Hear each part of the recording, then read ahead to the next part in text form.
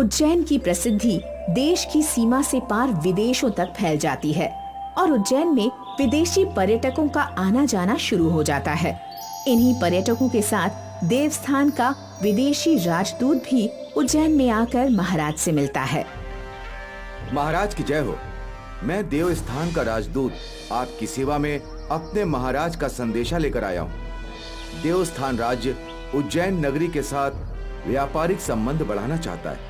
इन संबंधों की शुरुआत के लिए हमारे महाराज ने आपकी सेवा में एक सोने की नाव भेंट की है। क्या? सोने की नाव? सचमुच वो सोने की नाव होगी? कहाँ है सोने की नाव? नाव शिप्रा नदी के तट पर आपकी प्रतीक्षा कर रही है। हम आपके महाराज के इस तोहफे से बहुत खुश हुए। उन्होंने मेरा दिल जीत लिया है। हम आपके राज्य से अवश्य दोस्ती करेंगे। महाराज, आप उचित समझे तो चलकर सोने की नाव को देख लें। हाँ महाराज, हम भी यही चाहते हैं कि आप इस सोने की नाव में बैठकर उसका सम्मान बढ़ाएं। ठीक है, हम नाव की सवारी अवश्य करेंगे, लेकिन कालजयी के साथ। महाराज, कालजयी को दरबार में आने की सूचना दी थी, लेकिन वो नहीं आया। शायद वो इससे खुश नहीं है। क्या मतलब? कालजयी नहीं चाहता कि कोई आपको सोने की नाव तोहफे में दे। ऐसा नहीं है सेनापति जी, आपने अभी तक कालजयी को समझा नहीं है। आइए महाराज, नाव में बैठिए। सचमुच ये तो सोने की नाव है। कितनी सुंदर है। आओ कालजयी, हम सोने की नाव का आनंद लेते हैं। क्षमा करें महाराज, आप इस सोने की नाव का आनंद लीजिए। आइए राजदूत, आप भी आइए। काश हम भी इस सोने की नाव में बैठकर नदी की सैर करते। कालजयी, तुम महाराज के साथ क्यों नहीं गए? ये सोने की नाव महाराज को तोहफे में मिली है, इसीलिए इस पर महाराज का ही अधिकार है। अरे अरे, ये क्या? अचानक तूफान आ गया। अरे वो देखो, महाराज की नाव पलट रही है। महाराज डूब रहे हैं। अरे कोई उन्हें बचाओ। नदी में कूदो, महाराज को बचाओ। जल्दी करो, महाराज की जान को खतरा है। कालजयी, तुम यहाँ मूर्ति बने खड़े हो, महाराज के प्राण संकट में हैं। होनी को कौन टाल सकता है मंत्री जी? वो देखिए, अब हम भी कुछ नहीं कर सकते। नदी में सैनिक महाराज को ढूंढ रहे हैं, लेकिन महाराज कहीं दिखाई नहीं देते। महाराज की मृत्यु की खबर से पूरा उज्जैन शोक में डूब जाता है। हर कोई दुखी होता है। राजमहल से लेकर नगर की चौपाल तक विलाप सुनाई देता है। सभी इस अनहोनी घटना और उस मनहूस सोने की नाव की चर्चा करते हैं। सचमुच वो सोने की नाव मनहूस थी। तुमने सही कहा, सोना हर किसी को नहीं फलता। सोना लालच का भी तो प्रतीक है।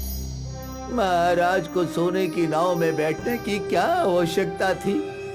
भैया, राजे महाराजे सोने चांदी में ही खेलते हैं। उनके लिए भला बुरा कुछ नहीं होता। नतीजा देख लिया ना, आज हमारे महाराज हमें छोड़कर चले गए। भाई, मुझे तो विश्वास ही नहीं हो रहा है। हमारे विश्वास करने ना करने से क्या होगा? महाराज की जीवन लीला तो समाप्त हो गई। आश्चर्य की बात है, नदी से उनका शरीर भी नहीं मिला। इसमें ज्यादा आश्चर्य इस बात का है कि सोने की नाव और विदेशी राजदूत दोनों नहीं मिले। इस पूरी घटना में कालजयी ने कुछ नहीं किया। हाँ भैया, कालजयी उस समय नदी के तट पर ही मौजूद थे, फिर भी उसने ऐसी अनहोनी घटना हो जाने दी। समय बड़ा बलवान है, होनी को कौन टाल सकता है। तुम ठीक कह रहे हो। अब उज्जैन को कौन संभालेगा? मतलब हमारा अगला राजा कौन होगा? आज से उज्जैन के राजा हम होंगे। सेनापति, पूरे राज्य में ये संदेशा पहुंचा दो। हर गांव, हर बस्ती में मुनादी करवा दो। मेरे नाम का ऐलान करा दो। मेरे नाम का डंका बजा दो। आज से मैं उज्जैन का राजा। मंत्री जी, हम आपके इस निर्णय से सहमत नहीं है। आप उज्जैन के साथ धोखा कर रहे हैं। सेनापति जी, महाराज अब इस दुनिया में नहीं रहे। हम उज्जैन के राजा बनकर प्रजा का भला करना चाहते हैं। मेरा संदेह कालजयी पर है। महाराज की मृत्यु में उसका हाथ हो सकता है, इसीलिए उसे तुरंत बंदी बनाकर चौराहे पर मृत्यु दंड दिया जाए। जाओ सेनापति, कालजयी को पकड़ कर लाओ। कालजयी तुम्हारे सामने है। कालजयी, महाराज, महाराज तो जीवित हैं। सेनापति, गिरफ्तार कर लो दोनों को। सेनापति, इस गद्दार को बंदी बना लो। महाराज तेज प्रताप की जय हो। जय जयकार मेरी नहीं, कालजयी की करो, जिसने मुझे इस षड्यंत्र से जीवित बचा लिया। महाराज, आपको इस षड्यंत्र की भनक कैसे लगी? षड्यंत्र की भनक मुझे नहीं, कालजयी को लग गई थी। मैं तो उस सोने की नाव को तोहफे में पाकर खुश हो गया था। सोने के लालच ने मुझे अंधा कर दिया था। कालजयी, तुमने महाराज को इस षड्यंत्र से कैसे बचाया? सेनापति जी, मैंने उस विदेशी राजदूत और उस गद्दार मंत्री की बात सुन ली थी। मैंने महाराज को सतर्क करना चाहा, लेकिन उस समय किसी ने मेरी बात नहीं मानी। तब मैंने महाराज को बचाने की योजना बना ली। सोने की नाव में बैठने से पहले कालजयी ने मुझे चेतावनी देकर मेरी आंखें खोल दी थी। फिर कालजयी ने अपने जादू से मुझे वहां से गायब कर दिया और मेरे हम शक्ल जादुई राजा को उस राजदूत के साथ नाव में बैठा दिया। इसके बाद जो कुछ हुआ सबने देखा है। इसका मतलब नदी में जो डूबा है वो आपका हम शक्ल जादुई राजा था? हाँ, जादुई राजा के साथ वो गद्दार विदेशी राजदूत भी डूबकर मर गया। ऐसा करने से इस मंत्री का विद्रोह भी सामने आ गया। सेनापति, कल चौराहे पर इसे मृत्यु दंड दिया जाएगा। जो आज्ञा महाराज। आज की इस घटना ने मुझे यह सिखाया है कि राजा हो या रंक, उसे लालच नहीं करना चाहिए। किसी अनजान व्यक्ति से कीमती तोहफा भी नहीं लेना चाहिए और तोहफा लेने से पहले उसकी नीयत, उसका मकसद जान लेना चाहिए। हमने सोने की नाव लेने से पहले ये सावधानियां नहीं बरती, इसलिए ऐसी अनहोनी घटना हमारे साथ हो गई।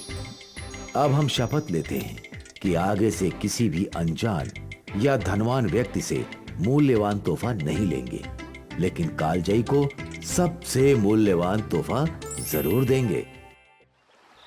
ये कहानी यमन की है। अरबी समंदर में व्यापारियों की कश्तियां तैरा करती थी। इनमें से एक कश्ती पर तारिक काम किया करता था। ये कश्ती थी जलाल अब्दुल्ला की। एक काम ढंग से नहीं करता ये लड़का, जब देखो गड़बड़ करता है। जी हुजूर। तुम्हें ये फर्श साफ करने को कहा था, ऐसे साफ किया है तुमने? हुजूर, फर्श साफ तो है। अब तुम हमसे जुबान लड़ाओगे? गुस्ताख, अब फिर से फर्श साफ करो, इस बार पूरी ईमानदारी से। अक्सर जलाल बहाने ढूंढा करता था तारिक पर चीखने चिल्लाने के लिए।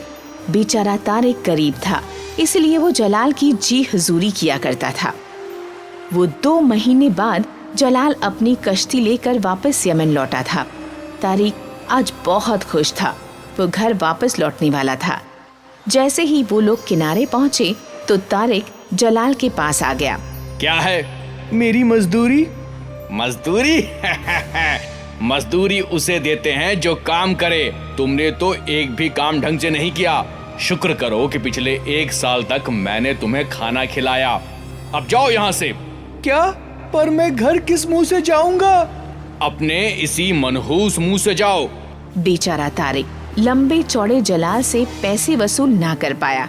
वो किनारे पर भी भटकता रहा। काफी देर भटकने के बाद वो बैठ गया और सोचने लगा। मैं घर जाकर क्या मुंह दिखाऊंगा? और उसी वक्त उसके सामने की लहरें उसके पास एक कांच की बोतल लेकर आई। ये बोतल कैसे लहरों पर तैर रही है? इसके अंदर क्या होगा? तारिक उठा और उसने वो बोतल भी उठा ली। बोतल अलग थी, काफी भारी। जैसे ही तारिक ने बोतल खोली तो अंदर से एक जिन बाहर आया।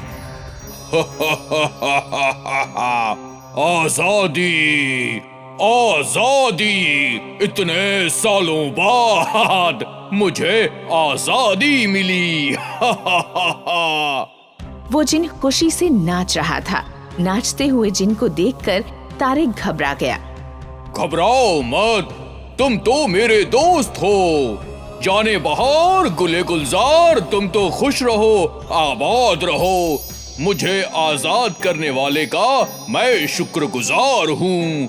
और इसलिए मैं तुम्हारी एक ख्वाहिश पूरी करूंगा। बस एक ही? हाँ, और नहीं तो क्या। अब मांगो, तुम्हें क्या मांगना है? मुझे थोड़ा वक्त दो सोचने के लिए। ठीक है। जिन इंतजार करने लगा और तारिक सोचने लगा। मैंने जिंदगी भर दूसरों की कश्तियों पर काम किया है। इस बार तो मुझे पैसे भी नहीं मिले। मुझे एक कश्ती मांगनी चाहिए, पर अगर मेरी कश्ती समंदर में डूब गई तो? और मेरे पास पैसे भी नहीं हैं। घर किस मुंह से जाऊंगा? दोस्त, तुम एक काम करो, तुम अपनी सारी इच्छाओं को एक साथ मिलाकर मांगो। कोशिश करता हूँ। तो जिन, मुझे एक ऐसी कश्ती चाहिए जो समंदर में बिल्कुल ना डूबे, ना ही वो टूटे, ना कोई उसे नुकसान पहुंचा पाए, और साथ ही उसके अंदर 2 पोटली सोने के सिक्के हों। बस? हाँ, इतना ही। ठीक है, जाने बहार गुले गुलजार, तुम्हारी ख्वाहिश पूरी हो। पेश है जादुई कश्ती जिसमें 2 बड़े सोने के सिक्कों की पोटली है। जिन ने तारिक के सामने एक बड़ी और शानदार कश्ती खड़ी कर दी और सोने के सिक्कों की पोटली भी। तारिक बहुत खुश हुआ। शुक्रिया, बहुत बहुत शुक्रिया। तुम्हारा भी शुक्रिया। अगर तुम बोतल नहीं खोलते तो ना जाने मुझे कब आजादी मिलती। अब मैं चलता हूँ। अलविदा मेरे दोस्त। अलविदा दोस्त। सोने के सिक्कों की पोटली लेकर तारिक घर गया। उसका परिवार उसे देखकर बहुत खुश हुआ। उनकी गरीबी दूर हो गई और अब तारिक एक आम मजदूर नहीं था, अब वो एक कश्ती का मालिक था। अब तारिक की कश्ती समंदर में सौदा करने जाया करती थी। तारिक की कश्ती पर कई लोग काम किया करते थे। तारिक सबसे बड़े प्यार से बातें किया करता था। क्या हाल है चाचा? बस आपकी दुआ है हुजूर। हमेशा खुश रहिए, आबाद रहिए। ये लीजिए आपका मेहनताना, और अगली बार भी हमारे साथ ही सौदा करने आना। जरूर। समय अपनी रफ्तार से चलता रहा और देखते ही देखते तारिक यमन में बहुत मशहूर हो गया, अपनी दरिया दिली की बदौलत।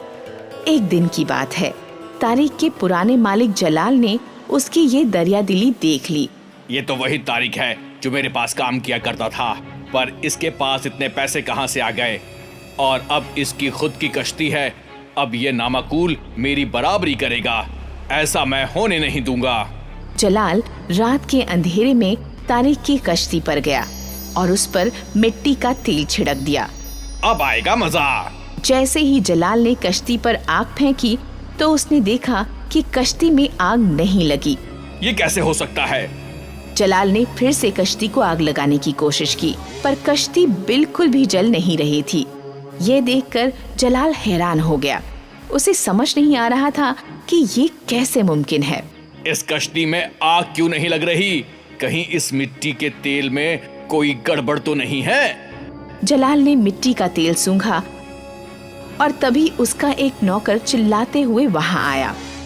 मालिक, मालिक, कश्ती में आग लग गई। मेरी कश्ती में? अरे नहीं। जलाल परेशान हुआ और वहां से भागने लगा।